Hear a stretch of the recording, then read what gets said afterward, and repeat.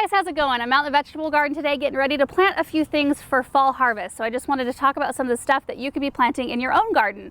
So I recently cleaned out a couple of areas. I've got this spot right here in this raised bed. I had celery growing here and beets and basil, and the chickens are feasting on the remains of those crops right now. And then I've got one other bed where I'm going to be planting some greens. And basically you can plant anything this time of year that has enough time to mature in the time you have left in your season. And to figure that out, it's super easy. All you have to do is figure out your first average frost date. And you might already know that. Like I know in our area at Garden Zone 5, we typically have a first frost around the first part of October, or maybe even to the middle of October. If you don't know what your date is, you can Google it. Just type in first average frost date with your zip code and it'll come right up. And that way you can plan. So then you count back from that date to the date you're planting, and that's how many days you have for your crops to mature. So typically people are planting things like carrots, beans, broccoli, cauliflower, some short day cabbages. You can do some basil, parsley, greens. I'm going to be planting some spinach today. I would probably, if it's still really hot in your area, which it is starting to cool off a little bit. In fact, it's kind of sprinkling on me right now, which is so weird for our area. It's really refreshing, but if it's still really hot, I would wait on stuff like radishes and lettuce and let it get a little bit cooler before you start doing those. And those are such short day crops that you can start those typically toward the end of August and still be okay. Today I am planting some spinach called America, Oregon sugar pod peas, and zinnias. And you can find on the back of the seed packets how many days to maturity each crop takes. So like on this Oregon sugar pod pea packet, if I turn it around, you can see the maturity date of this crop is 68 days. And I'm going to be pushing it a little bit with this crop. But the beauty of it is that our soil temperature is so warm right now that these seeds will come up super, super quickly. And the other thing about planting this time of year is because it's usually so hot, and dry here in particular, we do have to pay a little bit more attention to keeping them watered. So I do have a drip system. You can see some of the tubing in this bed right here, but with the brand new seeds, I'll probably come out here in the late afternoon and give them another little dousing of water with the hose. It waters in the morning, and that way I make sure that my area doesn't dry out. So that's just something to be mindful of. Also, if you're planting in the midsummer and you want to do things like greens, like today I'm planting the spinach in another bed, you want to make sure to provide a little bit of shade, a little reprieve for those type of crops. The peas will be fine right out in the full sun. So I'll put a list of crops that are really good this time of year down below in the description. You can also do things like cucumbers and summer squash, things that are shorter day, but you can't do things like winter squash, pumpkins, things that take a really long amount of time.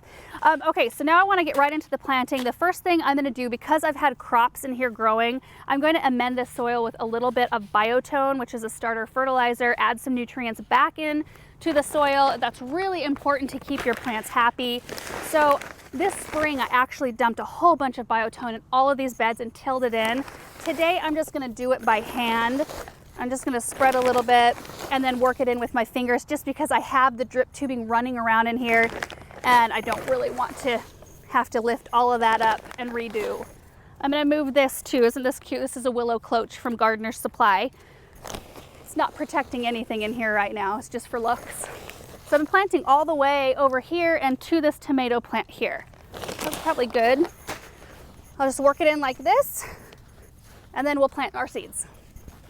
Okay, so we're going to do my peas first, and I'm just going to make 4 rows right here in this area. I've got 4 lines of drip tubing.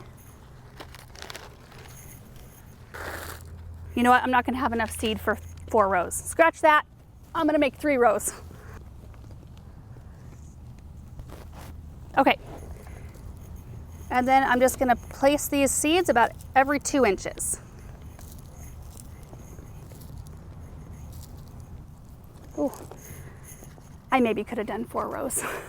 Oh well, I have extra seeds for next year. Now I'm going to kind of push them down in a little bit and cover them over with soil.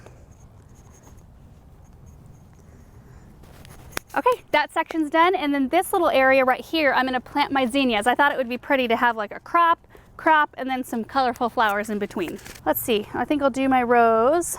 Maybe 3 rows. And you just follow the instructions on the packet. These need to be planted about a 1/4 inch or so, maybe a little tiny bit deeper. That'll help them stay a little bit more moist this time of year when it's so hot.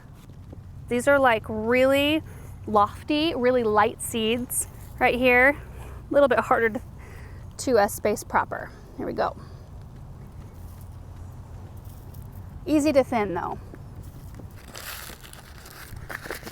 Now I'll cover those back over, and then we'll move over to the other bed to plant our spinach. This is the bed I'm planting my spinach in, and this is kind of a perfect example of a way that you can maximize your space. So this is a wire A-frame trellis from Gardener Supply as well. And I've got a cantaloupe growing on one side that I'm going to train to go up and over, which will make this area a little bit shadier, which for greens, especially when it's really hot, they benefit from having a little bit of shade. So that makes it to where I can have a cantaloupe growing in here and a bunch of spinach. So I'm basically going to do the same thing. I'm going to add in my biotone, plant my seeds, and then I will water everything in that I just planted.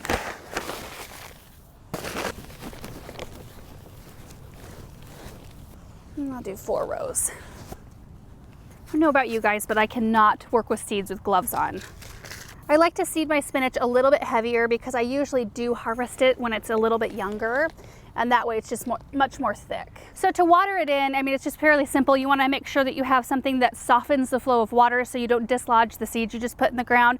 And I'm just going to water it well to make sure that the whole area is settled in both spots. And like I said, all of these raised beds are on drip, so they will be watered every single morning, and then I'll come back out in the afternoons on really hot days until they're up and established a little bit more, and do the same thing I'm about ready to do right now.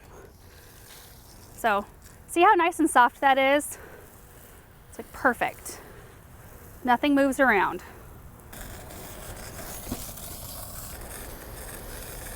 So that's pretty much it to planting in the summertime. There's not a whole lot to it, and you don't need a big open space like this to plant something. If you've got little areas in your garden where you can tuck something in, like if you have room for a basil plant somewhere or a little patch of beans or a couple of pea plants, I mean, just like tuck things in. That's what makes a garden really fun and kind of whimsical, I think, and it gets you more production out of your garden space. So I think the most important things to know about midsummer planting is to introduce fertilizer into your soil, re-energize it, add compost if you want to, biotone like I did today, and recharge it a bit. Plant things that have a maturity date to where you will actually get a harvest, and you can try to push it a little bit. I try to do it every year. Like with my peas, I think I've got about 60 days before the average first frost date. My peas are 68 days. I will probably get peas, I'm guessing. So don't be afraid to fudge the lines just a little bit. So anyway, I hope this video was helpful and inspired you to go plant some more stuff out in your vegetable garden, and we will see you in the next video. Bye.